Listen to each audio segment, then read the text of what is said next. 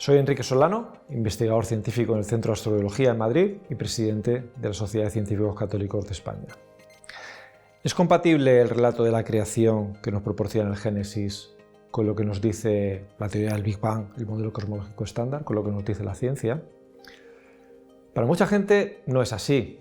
Hace unos años se hizo una encuesta en Reino Unido sobre diferentes temas de ciencia y fe, y una de las preguntas que se planteaba era justamente esa: si el relato de la creación y el relato que nos proporciona la ciencia eran compatibles o no. Curiosamente, casi la mitad de los encuestados, exactamente el 49%, pensaban que era muy difícil o difícil compatibilizar el relato de la creación del Génesis con el relato que nos dice la ciencia.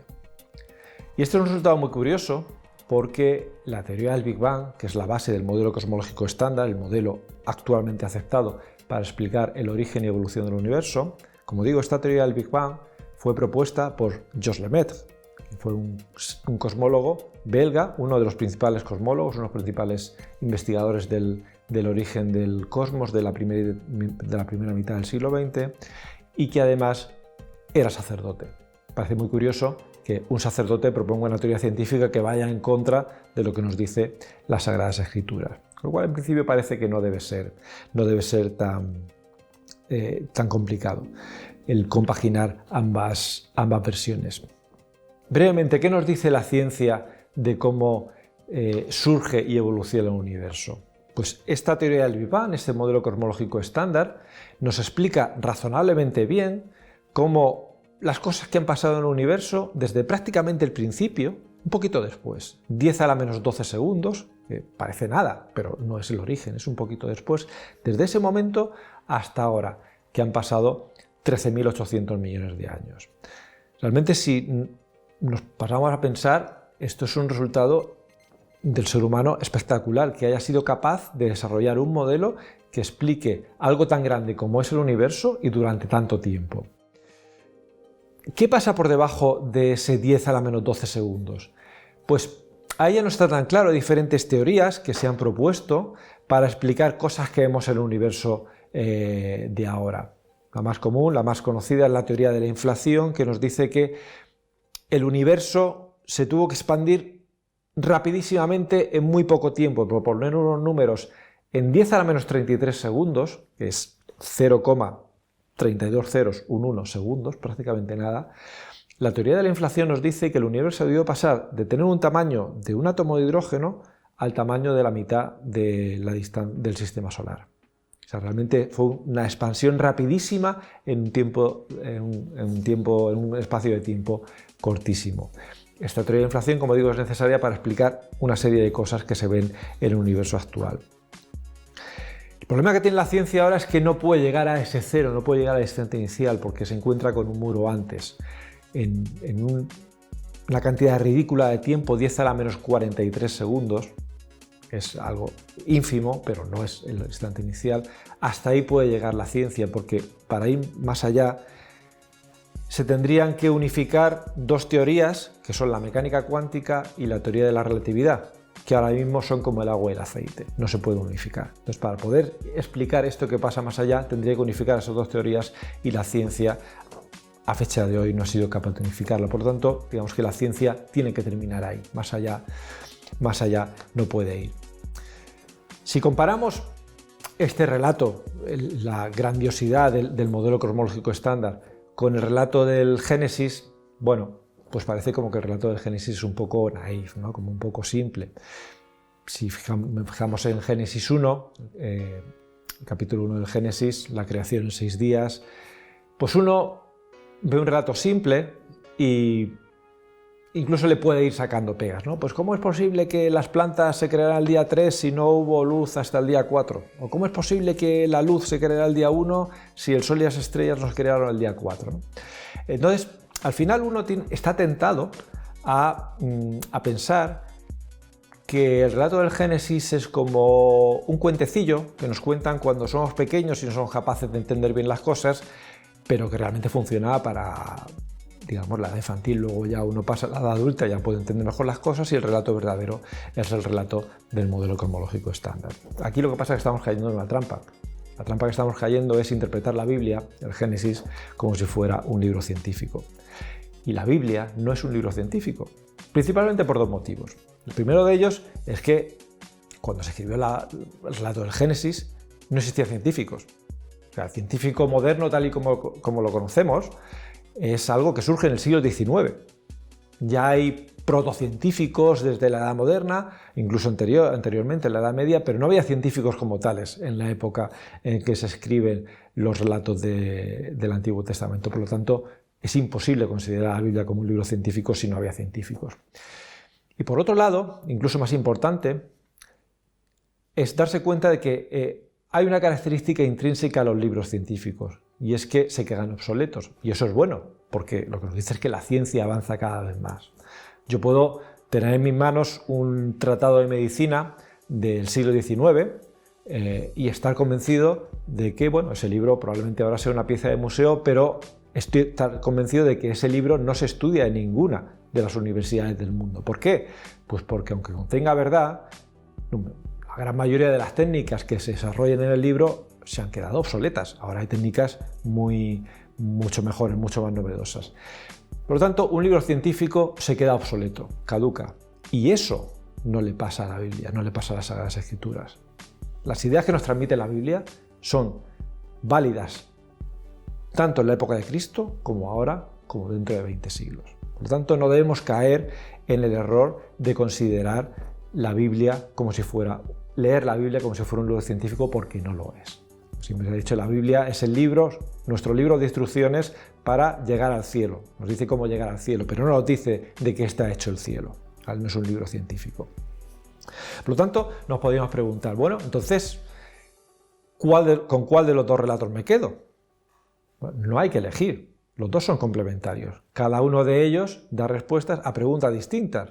Hemos visto que la ciencia nos responde cómo surgió y ha evolucionado el universo, mientras que Génesis nos da respuesta a otras preguntas. Nos dice, por ejemplo, ¿quién creó? Que no es una pregunta que la ciencia va a ser nunca capaz de responder, y Génesis 1.1 nos dice, en el principio Dios creó. Nos dice, ¿por qué creó? Creó por amor. Nos dice que todo lo que hay en la creación, no hay cosas malas en la creación per se, todo lo que hay en la creación es bueno. Capítulo 1, el primer relato de la creación del Génesis, al final de cada día el relato termina diciendo, y vio Dios que era bueno. Nos dice que no hay nada de lo creado tiene característica de divinidad, no hay panteísmo, todos son criaturas creadas por un Dios. Y lo que es más importante, nos dice el papel que juega el ser humano en la creación. El ser humano está creado a imagen y semejanza de Dios y por tanto tiene dignidad infinita. Y eso es clave para entender la postura que los cristianos, los católicos tenemos en temas como el aborto, en temas como la eutanasia. El hombre tiene una dignidad infinita del momento de la concepción hasta el momento de la muerte y esa dignidad se debe preservar. Entonces, todo esto son una serie de preguntas que la ciencia no es capaz de resolver porque no cae dentro de su ámbito de actuación y que el Génesis, la Biblia, sí que nos responde. Además, no solamente son visiones complementarias, sino que en muchos casos son visiones que coinciden.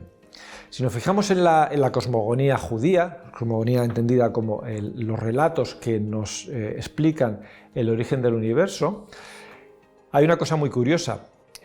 Visto en perspectiva, realmente el pueblo judío no destacaba en nada.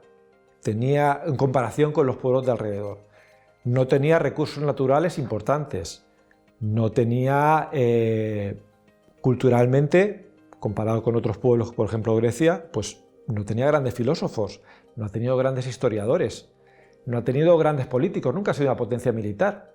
Siempre ha estado subyugado, siempre ha estado invadido, no ha tenido grandes científicos. La ciencia que se desarrolló también en Grecia, pues realmente es un pueblo que no había destacado en nada, digamos, desde el punto de vista humano. Y uno podría pensar que lo lógico hubiera sido que hubiera sido conquistado culturalmente, ideológicamente, por los pueblos de alrededor que estaban mucho más avanzados. Sin embargo, esto no fue así. Y la idea que el pueblo judío que viene del Génesis, tenía del origen del mundo, al final es la idea que la ciencia ahora es la más cercana a la idea de lo que nos está diciendo la ciencia ahora. Por ejemplo, ¿en qué? Pues, por ejemplo, en que el tiempo tiene un origen. Igual que otras civilizaciones pensaban que el tiempo era cíclico, en el sentido de que al final uno en su día a día ve que el tiempo se repite el día a la noche, hay ciclos, el día a la noche, estaciones, años. Entonces, hay civilizaciones que entienden que el concepto de tiempo como algo cíclico, y eso nos lleva al concepto de la reencarnación. El pueblo judío, interpretando los primeros capítulos del Génesis, nos dice que no, que el tiempo es tipo flecha, tiene un origen y se mueve hacia el futuro. Lo mismo pasa con todo lo que hay en la creación. Todos los pueblos, incluso los más avanzados del mundo antiguo, Grecia, Roma, asignaban un carácter divino a objetos de la naturaleza. Todos los planetas que se conocían en la época de los romanos, el Sol, la Luna, tenían un carácter divino, mientras que el mundo judío dice que no es así, son simplemente luminarias que hay en el cielo, son entes creados, pero no tienen ese carácter divino. También nos dice que se crea el espacio. Una de las cosas del modelo cosmológico estándar es que en el momento del Big Bang no solamente se crea la materia y la energía, sino que también se crea el espacio. No existía el espacio antes y también se crea el tiempo. Y esa creación del espacio, de alguna manera, también nos lo dice en el día 2 del Génesis, cuando se separan las aguas. Se separa el agua de abajo, el agua de arriba y se crea ese espacio. Y lo que es también más importante, no hay jerarquía, no hay clases entre las personas. En todas las civilizaciones antiguas había distintas clases. Estaba desde el esclavo hasta el emperador romano, que tenía carácter de divinidad. Y el relato del Génesis nos dice que no, que todos somos iguales, tenemos la misma jerarquía. Por tanto, es curioso cómo no solamente la cosmogonía que nos proporciona Génesis es complementaria a lo que nos dice la ciencia, cada uno de ellas responde preguntas distintas, sino que en muchos aspectos aquello que nos dice el capítulo 1, incluso el capítulo 2 del Génesis, el segundo relato de la creación, es perfectamente compatible con el relato científico, con lo que la ciencia nos dice en el momento actual. Por lo tanto, ¿hay que elegir entre el relato del Génesis y el relato de la ciencia? No, son, como digo, son complementarios y la suma de ellos, como en general ocurre con la relación entre ciencia y religión, no hay que elegir, no son relatos en donde tenga que elegir uno u otro, sino que la suma de los dos es lo que nos da una visión mucho más completa, mucho más perfecta de la realidad.